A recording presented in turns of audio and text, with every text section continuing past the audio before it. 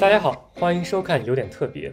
在这个系列中，我们将与大家分享艺术圈中各种别致的作品和事件。关注我们，让我们一同打开认知，开阔眼界。我是阖家欢乐，我是国泰民安。七夕在即，在这一期的视频里，我们会给大家推荐3部最浪漫的电影，能够让你和爱的人一同度过一个美好的时光。像《泰坦尼克号》《爱乐之城》等耳熟能详的经典作品自然是首选，但是别人都讲烂了，没啥新意。而我们呢，今天会给大家推荐的是几部小众的浪漫电影佳作。这些电影都让我想起了这句话：我将于茫茫人海中访我唯一灵魂之伴侣，得之我幸，不得我命，如此而已。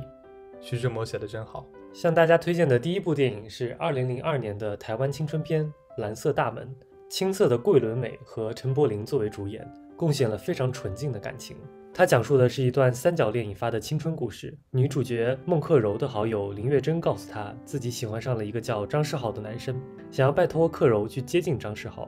而在这个过程中，张世豪却逐渐喜欢上了孟克柔。想推荐这一部的原因是，它展现了一种可爱真挚的青春情愫。那是高中的夏天，空气中的湿热，晚间的小吃摊，波光粼粼的泳池边，两个年轻人讨论着青涩的感情，眺望着未来的模样。青春的悸动总是暗含着不安，在蓝色大门里，两颗如此忐忑的心沉浸在当下淳朴的爱之中，他们青春的影子被留在了无数个夏日的午后和夜晚里。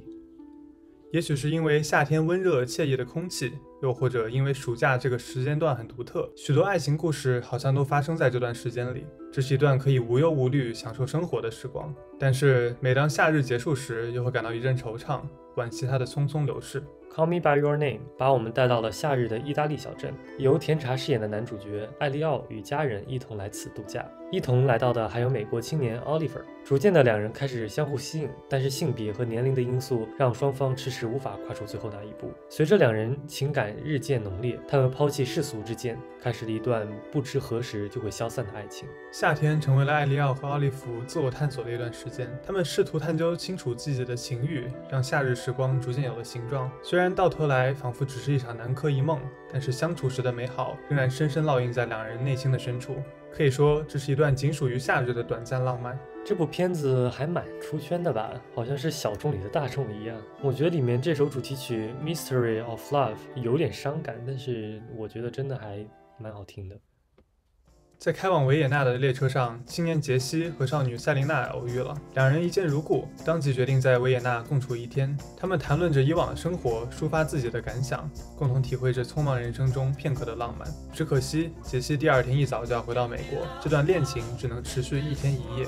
他们约定在半年后见面，可再次见到已经是数年后的事情了。爱在3部曲深刻地讨论了人在不同阶段面对爱情时的状态。1995年的第一部《爱在黎明破晓前》讨论的是年轻的爱，是干柴烈火，无忧无虑。而在9年后的2004年，第二部《爱在日落黄昏时》上映。而在电影中的时间也同样度过了9年。这个时候，主人公们再次相遇。影片讨论的是成年的爱情，讨论着婚姻、责任与理想。第3部《爱在午夜降临前》同样也是相隔9年，在2013年上映。在这一部更多的是中年的爱情，展现了陪伴与争执、矛盾与和解、遗憾与日常中的幸福。影片没有用特效化妆，而是用真实的时间，让我们感受到了岁月对于人最真实的痕迹。人物的体态、眼神，通过岁月的沉淀，展现出来自然而然的变化，仿佛是在看一部纪录片一般。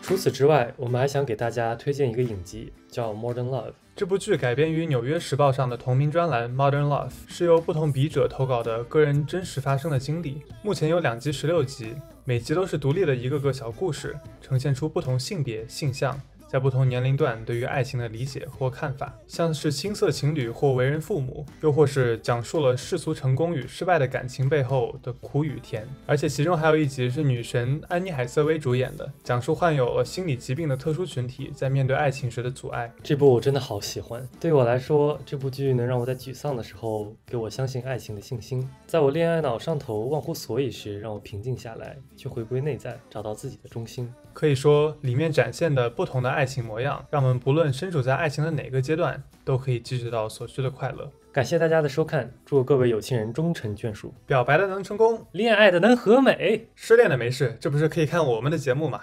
嗨，下一个更好。你的一键3连对我们是最大的鼓励。如果大家有更合适的电影推荐，欢迎大力分享在评论区，让我们一起集思广益。我们下期再见。